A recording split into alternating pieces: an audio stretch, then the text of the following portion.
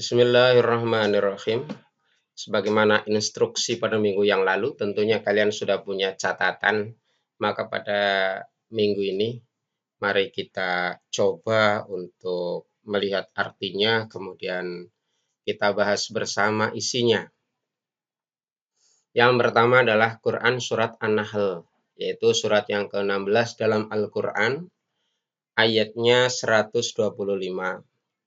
Sebagaimana judul yang telah kalian pelajari, yaitu tentang berdakwah.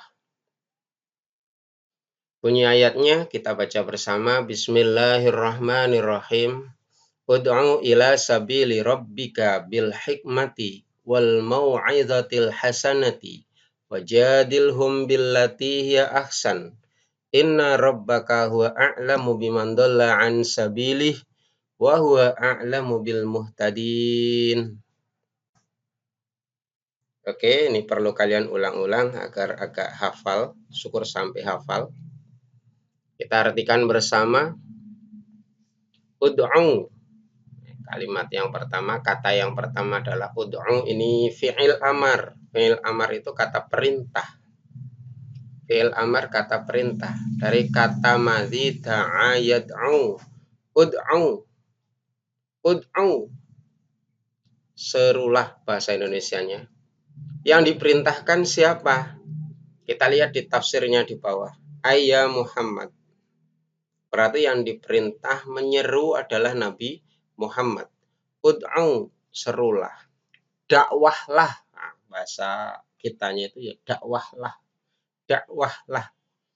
Dakwah itu mengajak. Ila sabili rabbika. Ila sabili rabbika. Maring dalane pangeran iro. Ke jalan Tuhanmu. Berarti Nabi diperintahkan oleh Allah agar mengajak manusia menuju jalan Allah atau jalan Tuhannya. Berarti perintah untuk berdakwah kepada Nabi, yaitu perintah agar Nabi mengajak manusia ke jalan Allah. Yang dimaksud jalan Allah kita lihat di tafsirnya. Ila sabili rabbika, ke jalan Tuhanmu. Yang dimaksud apa? Dinihi. Maksudnya ila dinihi. Din itu artinya agama. Dinihi. Hi kembali kepada Rabb. Ila dinihi berarti ke agama yang diridhoi oleh Allah Subhanahu wa ta'ala. Dakwah mengajak manusia untuk mengikuti agama yang diridhoi oleh Allah Subhanahu wa ta'ala. Caranya bagaimana? Bil hikmati, dengan hikmah. Bil hikmati, dengan hikmah, kebijaksanaan. Dengan penuh kebijaksanaan, hikmah. Di Indonesia kita juga kenal dengan kata hikmah, yang dipimpin oleh hikmah itu dalam Pancasila. Yang dipimpin oleh hikmah. Hikmah kedudukannya lebih tinggi daripada ilmu. Ilmu yang sudah matang, yang diterapkan sesuai dan sempurna, itu akan menjadi hikmah. Kalau dalam tafsir, yang dimaksud hikmah itu apa? Bil Quran. Kita lihat. Bil Quran. Lihat di tafsirnya ini yang bawah. Bil hikmah maksudnya bil Quran. Ini menurut tafsir Jalalain. Ini kita menggunakan tafsir Jalalain. Ya, kalau secara arti saja hikmah itu adalah kebijaksanaan. Kebijaksanaan itu lebih tinggi daripada ilmu. Kalau ilmu kadang penerapannya perlu penyesuaian. Nah, kalau sudah disesuaikan sempurna, tercapai tujuan, maka itu adalah hikmah. Wal mau'izatil hasanati. Wal mau'izah, kita sering mendengar kata mau'izah. Wal mau'izati, lan nasihat-nasihat. Petuah-petuah, mau'izah, nasihat. Makanya dalam keseharian kita ketika ada acara dakwah, Di situ disebutkan selanjutnya adalah mau'izah hasanah dari ustadz siapa, dari Pak Kiai siapa. Wal mau'izatil hasanati lan mau'izah nasihat-nasihat al hasanati kang bagus. Ini metode yang kedua. Yang pertama bil hikmah. Yang kedua dengan mau'izatil hasanah. Wajadilhum lan bantaho debato mereka. Wajadilhum lan bantaho menungso, karena biasa diberi nasihat masih ngeyel karena mereka juga punya alasan tertentu. Mereka mengungkapkan alasannya tidak mau mengikuti dakwah Nabi, maka Nabi pun di sini diberi diberi arahan oleh Allah agar membantah mereka billati kelawan kang, billati dengan bantahan yang, alati itu isim mausul yang, billati kelawan bantahan kang, hiya utawi bantahan iku ahsanu luwih apik.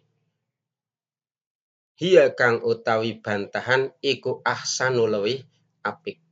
Bantahlah mereka yang punya alasan tersendiri sehingga tidak mau mengikuti ajakan Nabi dengan bantahan yang lebih baik.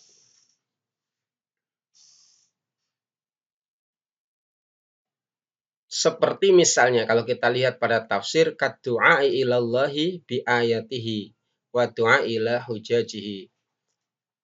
Contohnya seperti mengajak mereka dengan menghadirkan atau menunjukkan ayat-ayat Allah. Ajak mereka berbicara baik, kemudian ajak untuk melihat tanda-tanda kebesaran Allah, melihat bukti-bukti di sekitar kita. Mengajak kepada mereka dengan hujjah atau dalil-dalil, baik secara logika, secara rasio, ya, maupun dengan ayat-ayat Al-Quran. Ayat-ayat Allah itu ada dua, ayat kauniyah dan ayat qauliyah. Kauniyah alam semesta ini menjadi tanda-tanda kebesaran Allah. Ayat qauliyah Al-Quran ini juga merupakan tanda-tanda kebesaran Allah. Perintah berdakwah ini dengan arahan 3 cara, yaitu dengan hikmah, mau'izah hasanah, dan mujadilah yang baik. Tidak serta-merta kemudian yang berdakwah itu mengklaim bahwa dakwahnya pasti harus berhasil, atau dakwahnya itulah yang menentukan seseorang mendapat hidayah atau tersesat. Bukan. Tapi di sini disebutkan inna rabbaka, teman setuhune pengiraniro, sesungguhnya Tuhanmu, huwa ya Rabb, iku a'lamu, luwih pirsa, lebih mengetahui. Sesungguhnya Tuhanmu lebih mengetahui biman terhadap orang-orang, biman ing wong, dola kang sasar, yang sesat, ngansabilihi saking dalane Allah, dalane Rob, ai ngansabilihi saking agamane Rob. Allah lah yang maha mengetahui terhadap orang-orang yang tersesat dari jalannya. Wahwa dan dia Allah, iku a'lamu luwih pirsa bil muhtadina ing wong-wong kang uli pituduh. Inna rabbaka huwa a'lamu biman dhalla an sabilihi wa huwa a'lamu bil muhtadin. Sesungguhnya Tuhanmu lah yang maha mengetahui orang-orang atau siapa saja yang sesat dari jalannya, dan juga Allah yang maha mengetahui tentang orang-orang yang mendapat petunjuk. Ini menunjukkan bahwa seseorang mendapatkan hidayah atau seseorang tetap dalam kesesatannya, itu adalah hak prerogatif Allah. Allah lah yang menentukan. Kita tahu kalau kita lihat ini di bagian bawah tafsir ini ada keterangan wa nazala lima kotal hamzah. Lama kotal hamzah ya. Dan ayat ini turun tatkala Hamzah itu terbunuh. Dan kemudian Nabi di situ bersumpah bahwa Nabi akan menebus kekecewaan dengan terbunuhnya Hamzah, paman Nabi, akan balik membalas dengan 70 orang sebagai gantinya. Ini sumpah ya. Yakti teman bakal ngganteni 70 sebagai pengganti, akan membalas dengan 70 orang sebagai pengganti kematian Hamzah. Kita tahu bahwa Hamzah itu terbunuh dengan dibelah dadanya, dikunyah jantungnya oleh Hindun. Ya, ini sangat menyakitkan bagi Nabi. Nah, ya wajar saja bahwa Hamzah itu adalah orang yang sangat perhatian kepada Nabi, sangat melindungi Nabi. Dalam peperangan kemudian dia itu dibunuh, diperlakukan seperti itu, dibedah dadanya, dicincang. Maka Nabi sampai mengeluarkan kata-kata sumpah bahwa akan membalas dengan 70 ya, dengan 70 orang sebagai gantinya, sebagai balasannya. Akan tetapi ayat ini turun mengajarkan kepada Nabi, ya kepada kita juga, kepada manusia, bahwa Nabi saja yang memang diperintahkan, diutus oleh Allah untuk berdakwah, kemudian Nabi itu diperintahkan ketika berdakwah harus ingat bahwa Allah lah, inna rabbaka huwa a'lamu biman dhalla an sabilihi wa huwa a'lamu bil muhtadin. Sesungguhnya Tuhan sajalah yang mengetahui siapa yang akan sesat dan siapa yang akan mendapat petunjuk. Nabi sifatnya adalah hanya untuk berdakwah. Kita tahu bahwa pembunuh Hamzah yaitu Wahsy, pembunuh Hamzah, Wahsy, bahkan juga Hindun, pada akhir ceritanya nanti itu mereka masuk Islam, mendapat petunjuk. Walaupun sepantasnya lah, sebagai kalau menggunakan logika manusia biasa, Nabi pasti tentunya dendam kepada Hamzah. Itu kalau pakai logika kita atau kita dengan ukuran kita. Ya, dengan ukuran kita tentu akan dendam kepada pembunuh Hamzah. Akan tetapi kenyataannya yang waktu itu disebut sebagai orang yang paling jahat karena membunuh Hamzah, ternyata mendapatkan petunjuk dari Allah Subhanahu wa taala dan akhirnya dia masuk Islam pada beberapa waktu kemudian. Hindun yang memerintahkan agar Wahsy dan menyiapkan Wahsy untuk membunuh Hamzah juga demikian. Dia juga masuk Islam. Maka Allah lah yang Maha mengetahui siapa yang akan mendapat petunjuk dan siapa yang akan tersesat.